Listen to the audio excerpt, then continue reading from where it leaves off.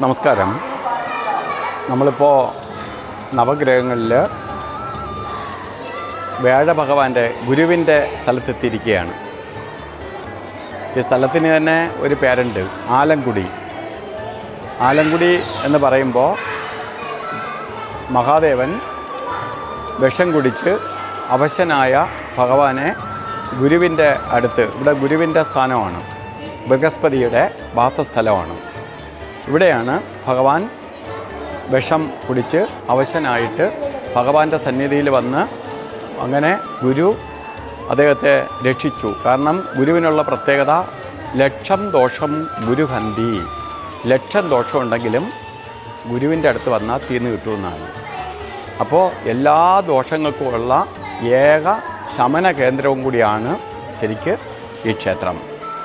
ഇതൊരു കാര്യമൊന്നല്ല, എന്ത് ദോഷമുണ്ടെങ്കിലും ഗുരുവിൻ്റെ സന്നിധിയിൽ വന്നാൽ ആ ദോഷത്തിനെല്ലാം ശമനം വരികയും കാര്യങ്ങൾ അവർക്ക് അനുകൂലപ്രദമായി തീരുകയും ചെയ്യും. ഇപ്പോൾ ജ്യോതിഷശാസ്ത്രപ്രകാരം നമ്മൾ നോക്കുമ്പോൾ ഒരു ജാതകത്തിൽ വ്യാഴത്തിന് ബലമില്ലെങ്കിൽ ആ ജാതകത്തിന് തന്നെ ബലമില്ലെന്നാണ്. ഇപ്പോൾ വ്യാഴനെ ആസ്പദമാക്കിയിട്ടാണ് കുറേ യോഗങ്ങൾ തന്നെ വരുന്നത്. മഹായോഗങ്ങളിൽ പെടുന്ന രുചക മഹായോഗം തൊട്ട് അതേപോലെ ഗജകേശ്വരി യോഗം തൊട്ട് എല്ലാം വ്യാഴഭഗവാനെ ആസ്പദമാക്കിയിട്ടാണ്.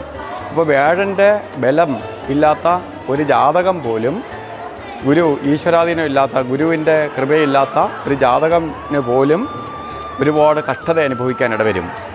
ഇപ്പോൾ വ്യാഴം ദിശക്കാല്, വ്യാഴം നീചത്തിൽ പോയി നിൽക്കുന്ന ആൾക്കാർ, ഇപ്പോൾ ജാതകാൽ തന്നെ വ്യാഴന് ബലം കുറഞ്ഞ് നിൽക്കുന്നവർ, ഇവരെല്ലാം ഈ ഭഗവാന്റെ സന്നിധിയിൽ ബൃഹസ്പതിയുടെ അടുത്ത് വരികയാണെങ്കിൽ ആ ഗ്രഹത്തിന് ചാർജ് കിട്ടുമെന്നാണ്.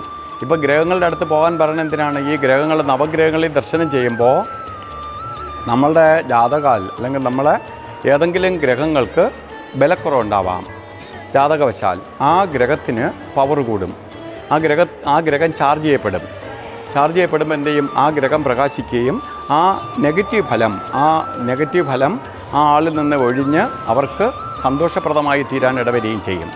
വ്യാഴത്തിൻ്റെ പ്രത്യേകത ഈശ്വരാധീനത്തെ കൊടുക്കുന്ന മാത്രമല്ല, ഒരു ധനത്തിൻ്റെ ആധിപത്യം വഹിച്ച ഗ്രഹവും കൂടിയാണ് ബൃഹസ്പതി. ഒരു ജാതകത്തിൽ വ്യാഴന് ബലമില്ലെങ്കിൽ അവൻ നിർധനാണ്, അവന് പൈസ ഉണ്ടാകത്തില്ല.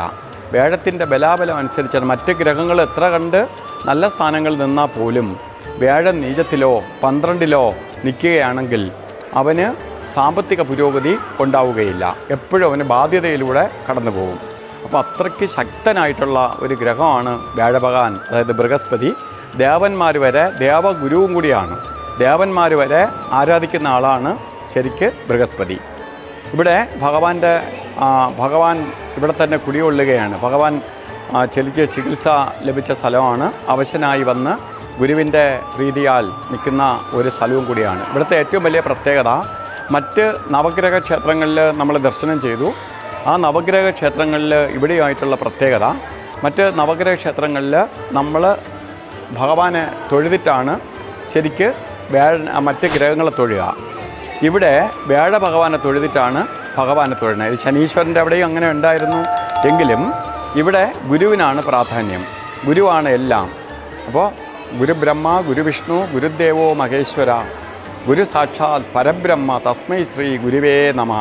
അപ്പോൾ ഗുരു ശിവനും ബ്രഹ്മാവിനും വിഷ്ണുവിനും അതീതമായിരിക്കുന്ന ഒരു അവസ്ഥയാണ് ശരിക്ക് പരമഗുരു. ആ പരമഗുരുവിൻ്റെ ഇരിപ്പിടമാണ് ശരിക്ക് ഇവിടം. അങ്ങനെ ഇരിക്കുന്ന ഈ സ്ഥലത്ത് ദർശനം ചെയ്യുക എന്ന് പറയുന്നത് തന്നെ പുണ്യമാണ്. ഭഗവാനെ ദർശനം ചെയ്യാൻ സാധിച്ചു.